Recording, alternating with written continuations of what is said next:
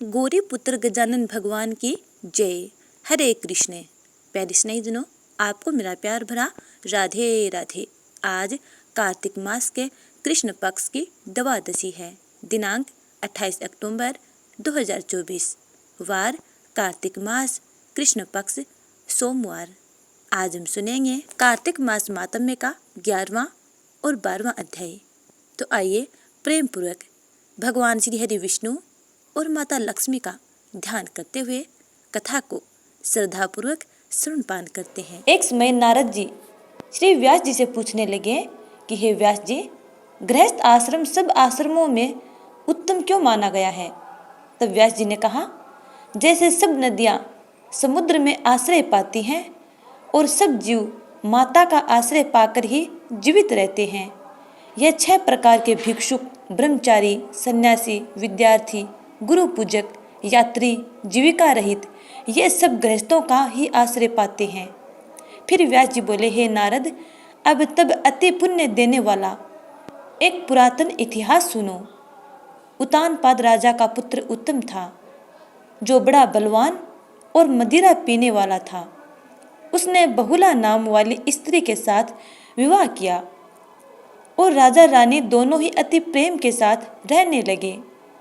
एक समय राजा ने वेश्या का नृत्य देखते हुए मदिरा पान किया और रानी को भी मदिरा पान के लिए कहा, परंतु रानी ने उसका कहना नहीं माना। इस पर राजा ने क्रोधित होकर अपने अनुचरों को आज्ञा दी कि वह रानी को किसी निर्जन वन में छोड़ आए। तत्पश्चात राजा रानी के वियोग में दुखी तो हुआ, मगर उसने दूसरा विवाह नहीं किया और प्रजा के पुत्र के समान पालन करने लगा। एक दिन एक ब्राह्मण राजा के पास आकर कहने लगा कि हे राजन, कोई मेरी स्त्री का अपहरण करके ले गया है। उसके वियोग में मैं अति दुखित हूँ, इसलिए तुम उसे ढूंढ कर लाओ। राजा कहने लगा कि महाराज, मैं नहीं जानता कि आपकी स्त्री कौन है, किधर और कहाँ ले गया है। नहीं, मैं तुम्हारी स्त्री को जानता हूँ कि वह कैसे स्वभाव वाली और रूप वाली है। तब ब्राह्मण बोला कि वह यद्यपि कठोर वचन बोलने वाली, कुरूपा, काले रंग तथा कर्कश स्वभाव वाली है, परंतु मैं उसकी कोई निंदा नहीं करता, क्योंकि वह मेरी पत्नी है। तब राजा कहने लगा कि जब तुम्हारी स्त्री ऐसी कुरूपा और करुण स्वभाव वाली है, तो तुम उसे लेकर क्या करोगे? मैं अति सुंदर और कल्याणकारी दूसरी स्त्री लेकर दे सकता हूँ। ब्राह्मण कहने लगा, राजन, मेरी स्त्री मेरे धर्म और कर्म की अर्धांगिनी है। उसकी रक्षा करना मेरा परम धर्म है।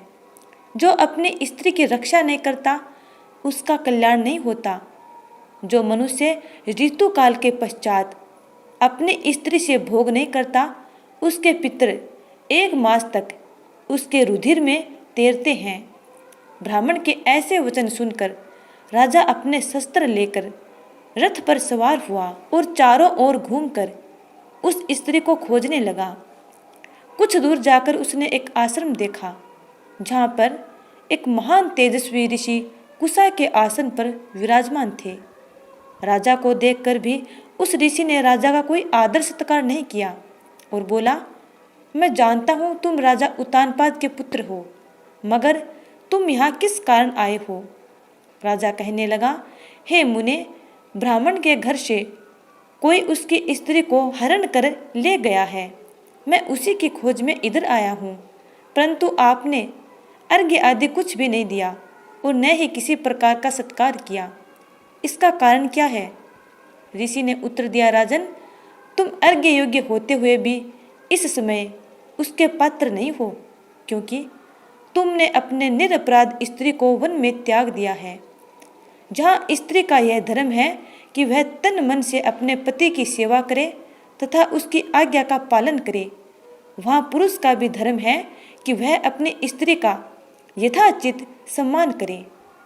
जिस घर में स्त्रियों का मान होता है, वहाँ पर देवताओं का वास होता है। जहाँ स्त्रियों का अनादर होता है, वहाँ कभी सुख शांति नहीं रहती। इतना सुन लज्जा युक्त होकर राजन ने पूछा, हे भगवान, आप भूत, भविष्य और वर्तमान तीनों काल को जानने वाले हैं, इसलिए कृपा करके बताइए कि ब्राह्मण की स्त्री को कौन और कहाँ हर ले गया है। ऋषि कहने लगे कि राजन, अदिति का पुत्र बलाक नामक राक्षस उस ब्राह्मणी को उत्पलाव्रत वन में हरण कर ले गया है। सो जाओ और उसको ढूंढकर ब्राह्मण का संयोग करो।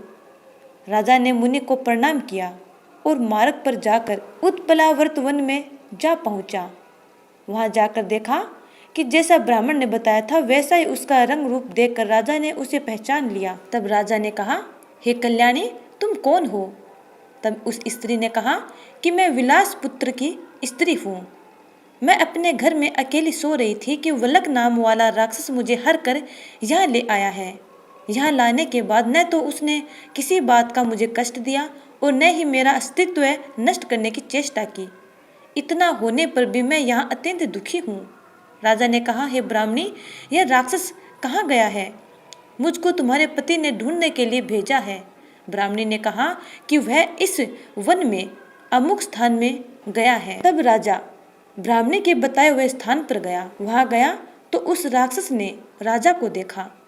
राजा को देखकर वह राक्षस उसके पैरों पर गिर पड़ा और कहने लगा कि हे राजन, मुझे क्या आज्ञा है? राजा ने कहा, हे निशाचर, तू इस ब्राह्मणी को क्यों लाया है? राक्षस कहने लगा कि राजन, इस ब्राह्मणी का पति राक्षसों को मारने का मंत्र जानता है। अतएव जब हम यंत्र का अन्न ग्रहण करने के लिए जाते हैं तो वह हमको वहां से भगा देता है, क्योंकि सभी यज्ञों का वही आचार्य बनता है। इसी कारण उस ब्राह्मण को दुखी करने के लिए मैं उसकी स्त्री को हर लाया हूँ, क्योंकि बिना स्त्री के पुरुष कर्म का अधिकारी नहीं होता। यह सुनकर राजा ने विचार किया कि यह राक्षस भी हमारी ही निंदा करता है। मुनि ने भी हमको अर्घ्य योग्य नहीं समझा। राजा अपने मन में ऐसा विचार कर ही रहा था कि राक्षस कहने लगा, हे राजन, मैं आपकी प्रत्येक आज्ञा का पालन करूंगा। इतना कहे हाथ जोड़कर खड़ा हो गया। राजा ने कहा कि हे निशाचर, तुम इस ब्राह्मणी को इसके घर छोड़ आओ और जब हम तुम्हें याद करें तब हमारे पास आ जाना। राजा की आज्ञा पाते ही वह राक्षस उस ब्राह्मणी को लेकर उसके घर छोड़ने चला गया।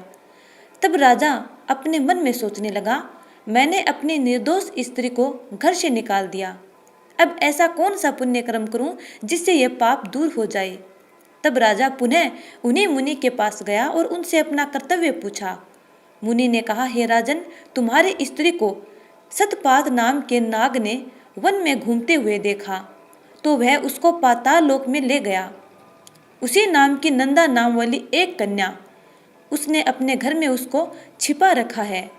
यह सुन राजा वहां से अपने घर आया और ब्राह्मण को स्त्री सहित अपने घर में देखकर बहुत प्रसन्न हुआ। तत्पश्चात राजा ने बालक नामक राक्षस को याद किया तो वह तुरंत ही राजा के पास आकर उपस्थित हो गया। बालक को देख राजा ने उसे पाताल लोक में अपनी स्त्री को लाने का आदेश दिया। उसके बाद वह राक्षस पाताल लोक गया और वहां से राजा की स्त्री को लाकर राजा को सौंप दिया।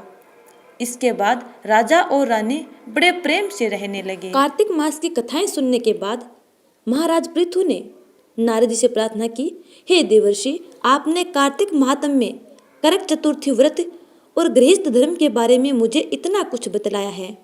अब कृपा करके तुलसी का महात्म्य भी बतलाने की कृपा कीजिए। नारद जी बोले, हे राजा पृथु, प्राचीन काल से सहाद्री क्षेत्र के करवरीपुर में अत्यंत ज्ञानी धर्मात्मा तथा ओम नमो भगवते वासुदेवाय मंत्र का जप करने वाला धर्मदत्त नामक एक ब्राह्मण रहता था। वह अतिथियों का आदर सत्कार भी खूब करता था। एक दिन प्रातःकाल एक प्रहर रात्रि शेष रहने पर वह ब्राह्मण पूजा की सामग्री लेकर भगवान के मंदिर को जा रहा था कि इतने में उसने सामने से आती हुई एक अत्यंत भयंकर राक्षसी को देखा। आगे को निकले हुए टेढ़े मेढ़े और बड़े बड़े दांत, लाल बिल्कुल नग्न लकड़ी के समान सूखा शरीर तथा मुख से घुर घुर शब्द निकल रहा था। ऐसी भयंकर राक्षसी को देखकर भयभीत धर्मदत्त ने अपने हाथ का तुलसी मिश्रित जल उस पर फेंक दिया। जल से मिश्रित तुलसी दल शरीर पर पड़ते ही उस राक्षसी के समस्त पाप दूर हो गए और वह हाथ जोड़कर धर्मदत्त के पैरों पर गिर पड़ी। तब धर्मदत्त ने पूछा कि तू कौन है और किस पाप के कारण इस दशा को प्राप्त हुई है। अपने पापों से मुक्त हो चुकी वह राक्षसी कहने लगी, सौराष्ट्र देश में भिक्षु नामक ब्राह्मण की मैं पत्नी थी। मेरा नाम कलहा था। मैं न तो अपने पति से मीठे वचन बोलती थी और न अच्छा भोजन व फल ही खाने को देती थी। इस व्यवहार से दुखी होकर जब मेरे पति ने दूसरा विवाह करने का निश्चय किया तो क्रोध में आकर मैंने विष खाकर अपना शरीर त्याग दिया। इसके बाद यमदूत मुझे बांधकर यमराज के पास ले गए। वहां चित्रगुप्त जी ने मेरे अच्छे बुरे कर्मों का लेखा जोखा बताते हुए यमराज से कहा, हे महाराज, इसने अपने जीवन में कभी कोई शुभ कार्य नहीं किया, सदैव अपने पति से द्वेष करती रही है। यह सुनकर यमराज ने आज्ञा दी, क्योंकि जिस बर्तन में यह पकाती थी उसी में खाती थी, इसलिए इसको पहले अपने संतान को खाने वाली बिल्ली की योनि में भेजा जाए। उसके बाद पति से द्वेष करने के कारण इसको विष्ठा खाने वाली सुकरी की योनि प्राप्त हो। तदंतर क्योंकि इसने आत्महत्या की है, इसलिए यह प्रेत योनि में जाए। सो महाराज, मैं 5 वर्षों से इसी योनि में फिर रही हूँ। भूख और प्यास से दुखी होकर एक वेश्या के शरीर में प्रवेश करके मैं कृष्णा और वेणी नदी के संगम पर गई। जैसे ही मैं नदी के तट पर पहुंची, विष्णु के दूतों ने मुझे वेश्या के शरीर से निकालकर बाहर फेंक दिया। वहां घूमती फिरती मैं यहाँ आई कि आप मिल गए। आपने तुलसी मिश्रित जो जल मेरे ऊपर फेंका, उससे मेरे संपूर्ण पाप नष्ट हो गए हैं। अब कृपा करके इस प्रेत योनि से मेरा उद्धार कीजिए। राक्षसी से ऐसा वृतांत सुनकर ईश्वर भक्त ब्राह्मण धर्मदत्त ने कहा, तुमको देखकर मुझे अत्यंत दुख हुआ है। मैं जानता हूँ कि तीर्थ, व्रत, दान आदि सत्कर्म प्रेत योनि में नहीं हो सकते। तुम्हारे पाप अधिक तथा पुण्य बहुत कम है। इसलिए मैं अपने जीवन काल में जितना कार्तिक मास का स्नान और व्रत किया है, उसका आधा पुण्य तुमको देता हूँ। इससे तुम्हें उत्तम गति प्राप्त होगी। इसके पश्चात ब्राह्मण ने ज्यों ही ओम नमो भगवते वासुदेवाय मंत्र पढ़ते हुए तुलसी मिश्रित जल से उसका अभिषेक किया, वह प्रेत योनि से मुक्त होकर अग्नि के समान दिव्य देह धारण करके लक्ष्मी के समान रूपवती हो गई। इसके बाद ब्राह्मण को नमस्कार किया। तभी भगवान विष्णु के पुण्यशील तथा सुशील नामक 2 दूत वहां पर आए और उसको विमान में बैठाकर वैकुंठ को ले गए। उन दूतों ने धर्मदत्त से कहा, हे ब्राह्मण, निरंतर ब्राह्मण की भक्ति में लगे रहने के कारण तुम धन्य हो। तुम्हारे द्वारा कार्तिक मास के स्नान और व्रतों का आधा पुण्य दिए जाने के कारण ही इसकी मुक्ति हुई है। हे विप्र, अपने इस त्याग, भक्ति और कार्तिक स्नान के प्रताप से कालांतर में तुम राजा के कुल में जन्म लोगे और अंत में वैकुंठ धाम को प्राप्त करोगे। अब सुनते हैं तुलसी चालीसा। जय जय तुलसी भगवती सत्यवती सुखदानी, नमो नमो हरि प्रियसी श्री वृंदावन गुण खानी। श्री हरि शीस बिरजीनी देहु अमर वर अम्ब, जनहित है वृंदावनी अब न करहु विलंब। धन्य धन्य तुलसी माता, महिमा अगम सदा श्रुति गाता। हरि के प्राणहु से तुम प्यारी, हरि ही हेतु कीनो ताप भारी। जब प्रसन्न है दर्शन दीन्यो, तब कर जोरी विनय उस कीन्यो। हे भगवंत कंत मम होहु, दीन जानी जनि छाड़हु छोहु। सुनी लक्ष्मी तुलसी की बानी, दीनो श्राप कद पर आनी। उस अयोग्य वर मांगनी हारी, होहु विटप तुप जड़ तनु धारी। सुनी तुलसी हिम श्रोप्यो ते ही ठामा, करहूँ वास तुहु नीचन धामा। दियो वचन हरि तब तत्काला, सुनहु सुमुखी जनी होहु बिहाला। समय पाई वह रूपाती तोरा, पुजी हो आस वचन सत मोरा। तब गोकुल मह गोप सुदामा, तासु भई तुलसी तू बामा। कृष्ण रास लीला के माही, राधे सक्यो प्रेम लखी नाही। दियो श्राप तुलसी ही तत्काला, नर लोक ही तुम जन्म हूँ बाला। यो गोप वह दानव राजा, शंख चूड़ नामक सिर ताजा। तुलसी भई तासु की नारी, परम सती गुण रूप अगारी। अस दवे कल्प बीज जब गयऊ, कल्प तृतीय जन्म तब भयऊ। वृंदा नाम भयो तुलसी को, असुर जलंधर नाम पति को। करी अति द्वंद्व अतुल बल धामा, लीना शंकर से संग्रामा। जब निज सेने सहित शिव हारे, मरही न तब हर हरि ही पुकारे। पतिव्रता वृंदा थी नारी, को न सके पति ही संघारी। तब जलंधर ही भेष बनाई, वृंदावन ढीघ हरि पहुँचो जाई। शिव हित लही करी कपट प्रसंगा, कियो अस्तित्व धर्म तो ही भंगा। भयो जलंधर कर संघारा, सुनी उर शोक उपारा। धी क्षण दियो कपट हरि टारी, लखी वृंदा दुख गिर उचारी। जलंधर जस हत्यो अभीता, सोई रावण तस हरि ही सीता। अस प्रस्त्र सम हृदय तुम्हारा, धर्म खंडी मम पति ही संघारा। यही कारण लही श्राप हमारा, होवे तनु पाषाण तुम्हारा। सुनी हरि तुरत ही वचन उचारे, दियो श्राप बिना विचारे। लख्यो ने निज करतूती पति को, छलन चाह्यो जब पार्वती को। जड़मति तुहु अस हो जड़ रूपा, जग मह तुलसी विटप अनूपा। धगवे रूप हम साली ग्रामा, नदी गंडकी बीच ललामा। जो तुलसी दल हम ही चढ़ई है, सब सुख भोगी परम पद पई है। बिनु तुलसी हरि जलत शरीरा, अतिशय उठत शीस उर पीरा। जो तुलसी दल हरि शीस धारत, जो सहस्त्र घट अमृत डारत। तुलसी हरि मन रंजनी हारी, रोग दोष दुख भंजनी हारी। प्रेम सहित हरि भजन निरंतर, तुलसी राधा में नहीं अंतर। व्यंजन हो छपन हु प्रकारा, बिनु तुलसी नहीं हरि ही प्यारा। सकल तीर्थ तुलसी तरु छाही, लहत मुक्ति जन संशय नाही। कवि सुंदर एक हरि गुण गावत, तुलसी ही निकट सहज गुण पावत। बसत निकट दुर्वासा धामा, जो प्रयास ते पूर्व ललामा। पाठ कर ही जो नित नर नारी, हो ही सुख भास ही त्रिपुरारी। तुलसी चालीसा पढ़ही तुलसी तरु ग्रह धारी। दीप दान करी पुत्र फल पावही बंदेहु नारी। सकल दुख दरिद्र हरि हार हवे परम प्रसन्न। आसिय धन जड़ लड़ही ग्रह बसही पूर्णा अत्र। लाही अभिमत फल जगत मह, लाही पूर्ण सब काम। जय दल अर्पही तुलसी तह सहस बसही हरि राम। तुलसी महिमा नाम लख तुलसी सूत सुख राम। मानस 40 रचो जग में तुलसीदास। कार्तिक मास की कथा। एक नगर में एक ब्राह्मण दंपति रहते थे। वे दोनों प्रतिदिन 7 कोस दूर गंगा और यमुना में स्नान करने जाते थे। इतनी दूर आने जाने से ब्राह्मण की पत्नी थक जाती थी। एक दिन उसने अपने पति से कहा, हमारा एक पुत्र होता तो कितना अच्छा होता। पुत्र की बहू होती तो हमें घर वापस आने पर खाना बना हुआ मिलता और बहू घर का सारा काम कर देती। अपनी पत्नी की बात सुनकर ब्राह्मण ने कहा कि तूने बात तो सही कही है, चल मैं तेरे लिए बहू ला ही देता हूँ। ब्राह्मण ने कहा, एक पोटली में आटा डालकर कुछ मोहरे रख दे। ब्राह्मण के कहे अनुसार उसने पोटली बांधकर उसमें कुछ मोहरे रख दी।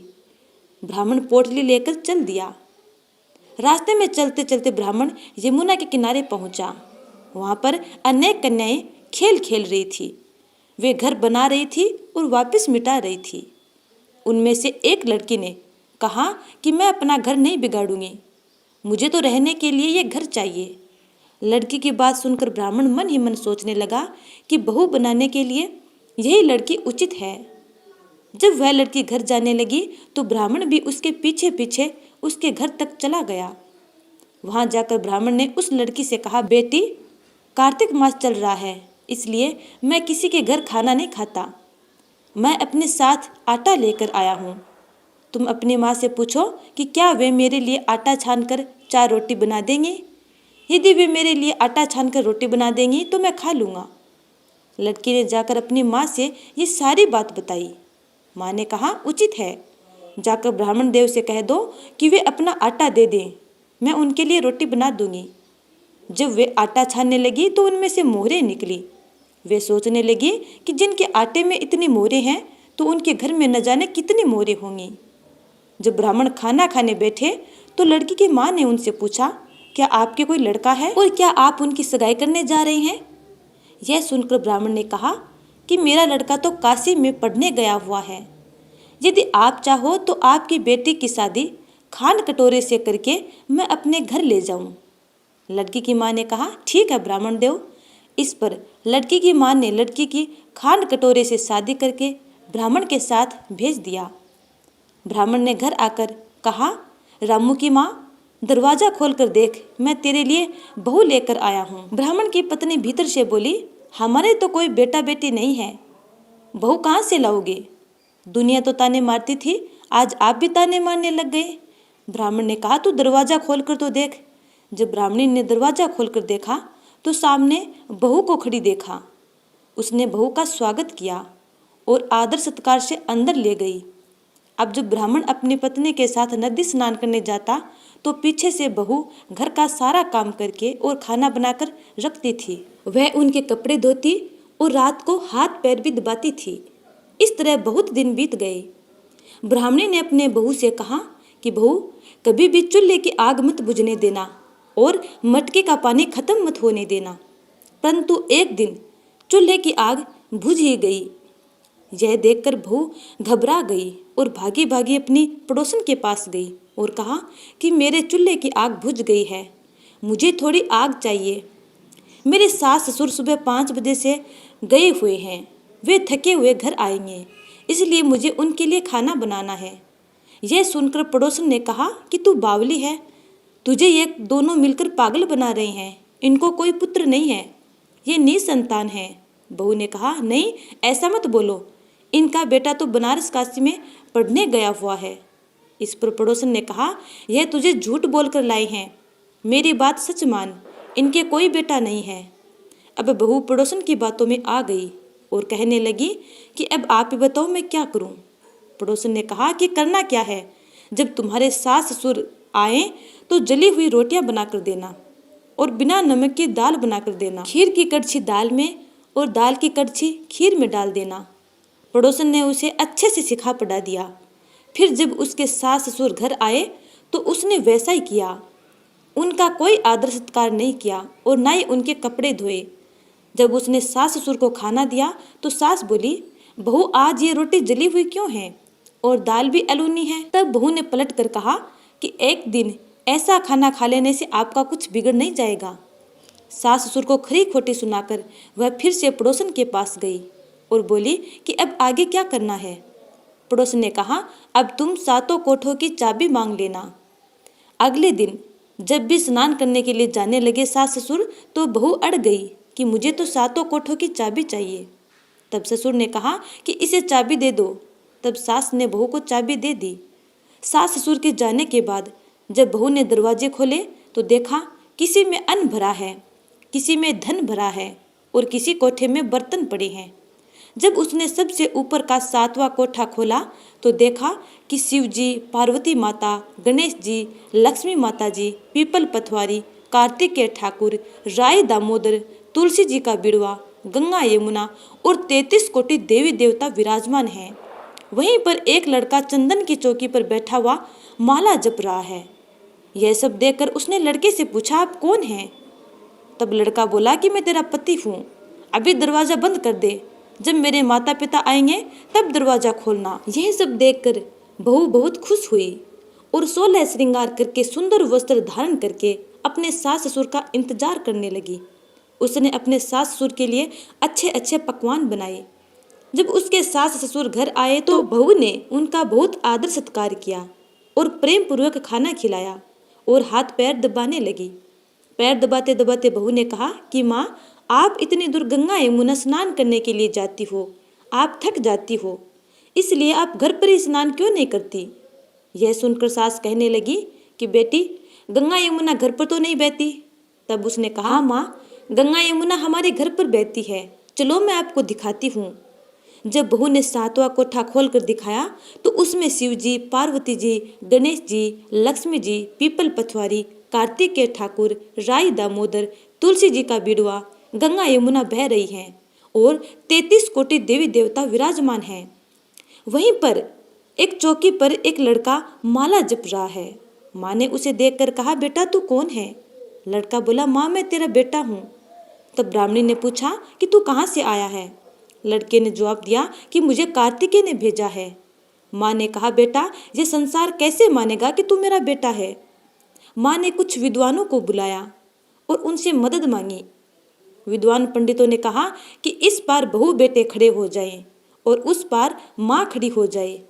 अब यदि माँ के आंचल से दूध की धार बह निकले और बेटे की दाढ़ी मूछ भीग जाए तथा पवन पानी से दोनों बेटे बहुओं का गठजोड़ा हो जाए तो हम मानेंगे कि ये ब्राह्मण ब्राह्मणी का पुत्र है।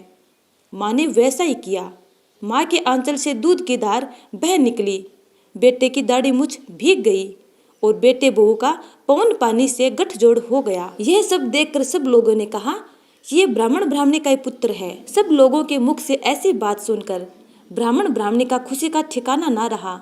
हे कार्तिक महाराज, जैसे ब्राह्मण ब्राह्मणी की मन इच्छा पूर्ण की, वैसे ही सब कथा श्रवण पान करने वालों की और कथा कहने वालों की इच्छा पूर्ण करना।